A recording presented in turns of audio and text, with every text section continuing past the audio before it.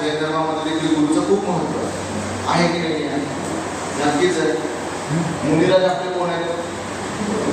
गुरु आहेत की नाही? 5 परमेष्ठीमध्ये किती गुरु आहेत?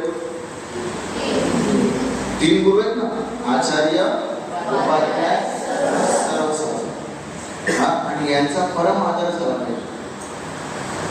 गुरु बिना ज्ञान नाही. ज्ञान मिळणार आहे का? नाही मिळणार. मग गुरूंचा आदर झाला पाहिजे, गुरूंवर खरी श्रद्धा पाहिजे.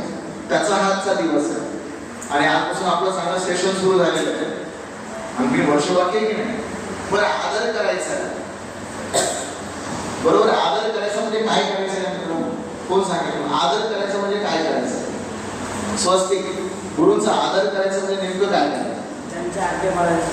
आज्ञा पाळायची, बरोबर आहे की नाही? बरं, ठीक आहे. एक मुद्दा आज्ञा पाळायची. आणखी शिकवलेलं जे आहे ते व्यवस्थित ऐकायचं, समजून घ्यायचं, तशा पद्धतीने अभ्यास करायचा.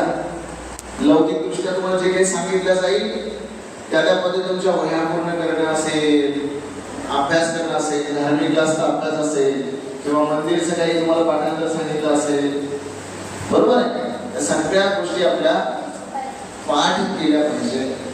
तशा पद्धतीने आपण आचरण केलं पाहिजे, अभ्यास केला पाहिजे. म्हणजे गुरूंचं सांगणं ऐकणं होईल, हो की नाही? आणि आदर केला पाहिजे.